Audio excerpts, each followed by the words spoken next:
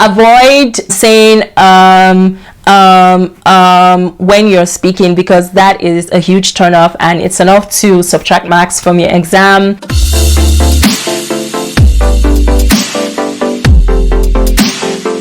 Hi guys, welcome to Ada Canada. Thank you for joining me again today. My name is Nikki.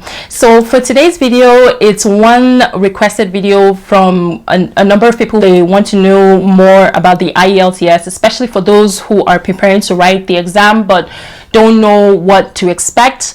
I decided to make this video just to share with you some of the tips and hints that you can make note of in your studies and in your preparation to write the exam. It doesn't matter if you're writing the academic exam or the general test for immigration. All of these tips and all of these hints would work in the same way. So without much further ado, let's get started. The first guaranteed way that you can pass the IELTS is to study. And I know this might sound like a broken record, but it's just the gospel truth.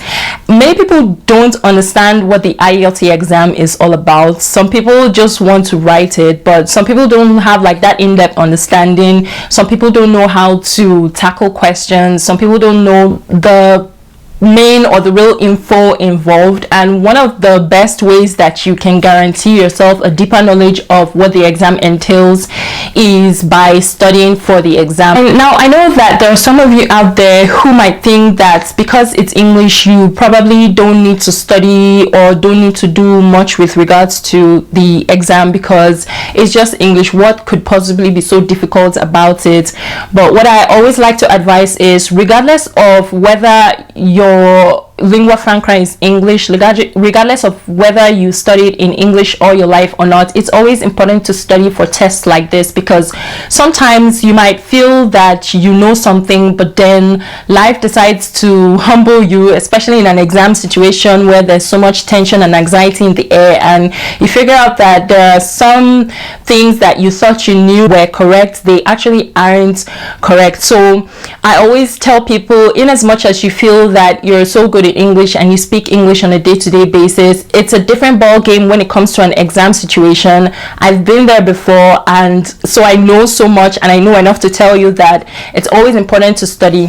Now you can make use of textbooks, you can make use of whatever materials that you have that you feel would help you. You can make use of tutor centers where you have dedicated tutors that teach you the know-how and the basics of the IELTS test and try to prepare you towards that. Whatever way you feel can help you best study and assimilate, you just do that. Also, I do want to say that with studying, try to commit the time to it. For instance, if you feel like you only need 1 month to prepare for the exam, then definitely commit the time and effort to planning and preparing for the exam in that 1 month space of time. If you feel you need longer time, like 2 months, 3 months before you can be confident enough to write the exam, then definitely just commit to the time. When I was preparing to write my exam, I gave myself 1 month to prepare for that exam, and I committed to the 1 month. So every day I would study for 2 to 3 hours maximum, and that was because I was working 2 jobs. So I would go to work at 7 a.m. I would come back at between 7 p.m. and 8 p.m. then I would rest, and then from 9 p.m. till like midnight, or from 9 till 11, just depending, I would just study. So what I would do is I would use 1 hour to study what I need to study, and then I would use another hour to work on practice questions, and I did that every day for 1 month until I felt I was ready to write the exam. So definitely do commit the time. You don't necessarily have to spend all day reading, because I know that there are so many of you like me who are working also, and it might be kind of challenging to actually plan out or map out time to prepare for the exam. But just like whatever time you can make out, even if it's like an hour just before bedtime, 1 hour every day for 2 months or 3 months, or even if it's 30 minutes, it counts for something. If it's an hour, it counts for something. 2 hours, 3 hours, it counts for something. If you're making use of academic tutor centers where you have dedicated tutors, that helps. Great option. I don't really know of any tutors that offer that kind of training, so But if you're making use of academic tutors, just also make sure that in as much as you're going for the tutoring lessons or the tutoring sessions, you're also putting in your own time and your own effort individually to preparing for the exam. So the second guaranteed way to pass the IELTS exam is practice, guys. It's very important to make use of practice questions. Practice as much as possible. Practice questions in all the sessions, as many as you can. You can never get too tired of practicing, because practicing helps build your speed. It helps build on your efficiency, accuracy in answering questions, and it just helps you get more and more used to the kinds of questions you would expect in an exam. In the textbook, there are usually a lot of practice questions that you can make use of. When I was planning to write my own exam, I practiced a lot with practice questions. So I registered for my exam with ETC West, and I didn't have like a textbook, so I didn't have like a physical copy of a textbook. I never used a textbook to study for the exam. Because I registered with ETC West, they gave me access to free study materials via an app. So they gave me a code. I downloaded the app and I was able to log in, and there wasn't really a textbook in the app. It was more like handouts with things to know, kind of like an abridged version of a textbook with just like the most important points and things that I needed to know when I was practicing, when I was preparing for the exam. And then there were tons and tons of practice questions in all the sections except for speaking. So I had to go outside of the app to just figure out a way to practice my speaking. So that was how I was able to work my way through and understand what to expect in the questions. If you feel that you have covered all the practice questions in the textbook and you're looking for more practice questions, you can make use of Google. Just type like free practice questions for IELTS or something like that, free download. There are a bunch of practice questions that are available online for free. You can definitely make use of the free ones to help you. The third guaranteed way to pass the IELTS is time management.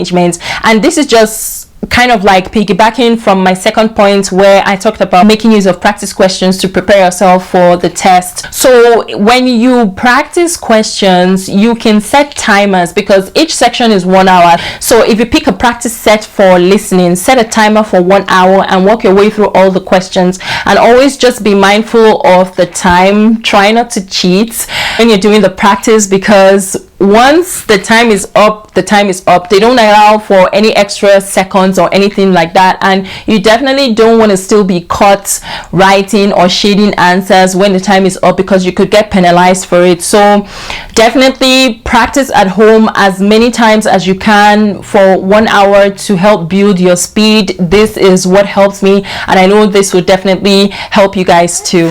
The fourth guaranteed way to succeed in the IELTS is to boost your vocabulary. Boosting your vocabulary is a good way to help you, especially with speaking and writing. So you can boost your vocabulary by reading.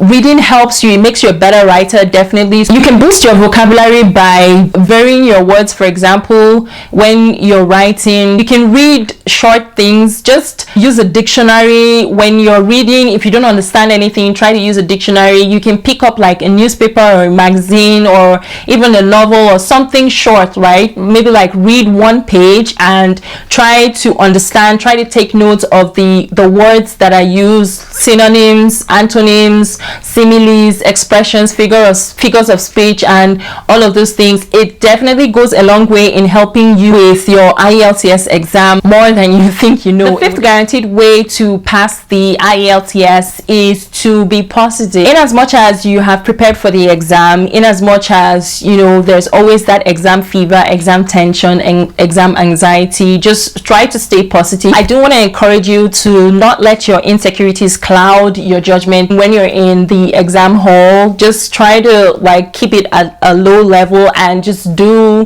what you need to do. Try not to second guess yourself when you're answering questions, because most times when you're second guessing, it doesn't really turn out out well and you find out that the first answer you chose was the correct answer.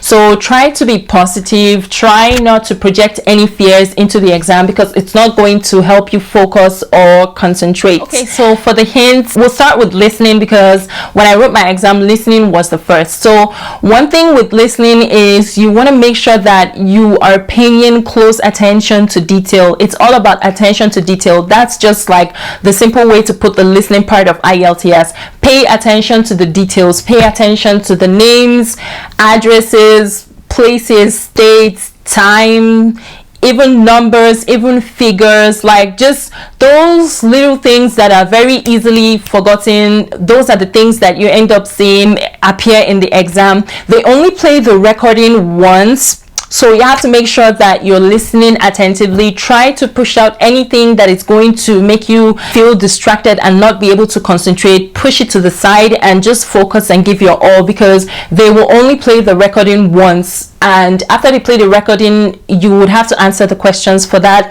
subcategory of listening. They have like a bunch of recordings to play and they only play it once. So you have to make sure that you're listening as attentively as possible. You can go through the questions just to give you an idea before the recording is played, if you have time, just to give you an idea of what you should be expecting to hear in the exam. The key words in the questions are always things that have to do with names, addresses, like very unique statements, places, numbers, figures. Also take note of what somebody said to another person, because those are like really your key words, your clues in order to answer the questions.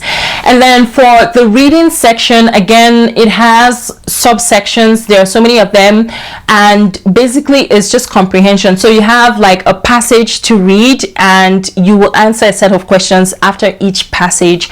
I cannot remember how many passages there are. I just know that there was quite a number of passages that I had to read and a bunch of questions to answer for each passage. So with reading, one important tip that you need to make note of is you do not need to read the entire passage. First of all, with reading, they usually start with the short passages, and then the more difficult questions are usually in the long passages. So one important tip that I always like to stress with the reading is don't read the entire passage. You don't need to read the entire passage before you start answering the question, because that is just going to waste your time. Okay, so don't read the entire passage. What you can do is skimming or scanning. Right, so in skimming, what I did for my exam is I would read like the first 2 to 3 sentences in the beginning passage, and then I would go and read the last 2 to 3 sentences at the end of the passage, and then I'll go straight to the questions and use the questions to be able to understand what's going on. So don't waste your time reading, because some of those passages are very lengthy. So don't waste your time reading passages. Just do skimming and scanning. If a passage has, for example, 4 or 5 paragraphs, it's going to take you a very long time, like more than 5 minutes, to go through each of those paragraphs, depending on your reading speed. So you can go through the first paragraph as quickly as you can, go through the last paragraph, and then move to the questions, move straight to the questions and begin to use the questions to find what's in the paragraph. So that's a technique that helps with time management, especially in reading. A lot of people tend to have issues with reading, either because there's just no time, or they just don't know how to tackle the passages, or probably the passages are too long and it becomes very intimidating. So definitely try this step of skimming. What I did was, if a passage was very short, maybe like 1 or 2 paragraphs, I would read the first 2 to 3 sentences, and then I would read the last 2 to 3 sentences and go straight to the questions to answer them. And for the longer passages with about 4, 5, 6 paragraphs, I would kind of briefly scan through the first paragraph and the last paragraph, and then I would jump straight into the question. So it helped me with time management. I was able to answer every question, and I think I was able to even go back to the beginning. So I think for the reading, if I remember clearly, I used the first 30 minutes to like skim over all the passages, and then the remaining 30 minutes was when I had time to like really read the passages. I wasn't reading it like it was leisure or a novel. I was kind of reading to get my mind thinking, to be able to see, okay, have I answered this question correctly? You know, those kinds of things. Pay attention. That's one sure way to tackle reading in the exam and also manage your time efficiently. With the writing, which was the third section that I wrote when I was writing my exam, there are two subsections in the writing. So there is, the first section is usually short, so usually I think it's a letter that you have to write in 150 words. You have to write a letter to someone. I don't know if it has changed, but I wrote a letter to someone in 150 words, so it was very short, and it was 20 minutes, and the remaining 40 minutes was for an argumentative essay. So for the letter, you definitely don't want to spend so much time. You can make things up. One thing that helped me was brainstorming. So when I read the prompt, I would use like 3 to 5 minutes to brainstorm ideas on, kind of just write down like key points, things that I want to write about. They weren't sentences long, they were just like bullet points of things that I wanted to just write about. I wrote everything down, and then the rest of the time I used to kind of develop key points that I wrote, and it helped me with my time. And the second question is an argumentative essay, and this is where vocabulary comes into play. You're given a prompt and you would have to take a stand on whether you're opposing the prompt or you are proposing. So whether you're in support of the prompt or whether you are against, and whatever stand you take, you have to give reasons. Now, one thing I would like to stress with writing is that there is no right or wrong stand. So if you take a stand against a certain prompt, they are not going to mark you wrong, right? What you have to do is that whatever stand you take, just make sure that you have reasons to back it up, right? Make sure you have examples. Make use of examples a lot. Vary your vocabulary. Try to vary your words. If you find out that you're using similar words too often, try to find a different word that has the same meaning and also the same context as the ones that you've used before, because it gives them the impression that you have an expanded vocabulary. Always make use of examples in writing your essay. A standard argumentative essay would be 4 to 5 paragraphs long. So for each of those, like for the first 4 paragraphs, make sure that you back up whatever statements you're making with reasons. Like, make sure you talk about the advantages of whatever the prompt is, talk about the disadvantages, give examples every step of the way. Try as much as possible to stick to the word count, because they are very strict and particular about the word count. So in all your writings, just take note of these points and you definitely will be fine and do well. For the last section, speaking, I feel like speaking is the easiest of all the sections, because you're basically just freestyling. You're talking about anything and everything that they ask you about. So they can ask you random questions. For example, they start with the easy questions and then they move to the longer questions. If the examiner asks a question and you don't have an immediate answer, you can ask the examiner to repeat the question. And when the examiner is repeating the question, just make sure that your brain is working over time to think of how best to respond. Whenever you're given the option to speak, I think you have 2 minutes. I'm not sure, I've forgotten, but I think it's 2 minutes that you have to answer that question. So definitely do make sure that what you're saying makes sense. Pronounce your words very well. Try to speak eloquently. Avoid saying when you're speaking, because that is a huge turn off and it's enough to subtract marks from your exam. There's no right or wrong answer to the questions. All they are looking for is your speaking ability, whether you are communicating clearly when you speak, whether your English can be understood when you speak. Try to make sure that you never go above the 2-minute time frame, because they will interrupt you. Okay guys, so I hope that all of these things that I have mentioned in this video are going to be super helpful to you in preparing for your exam. Please like, share, comment, subscribe. Let me know if this was helpful to you. Turn on the notification settings so that you never miss an upload, and don't forget to subscribe to my channel for more videos like this. Until then, I'll see you in my next video. Bye.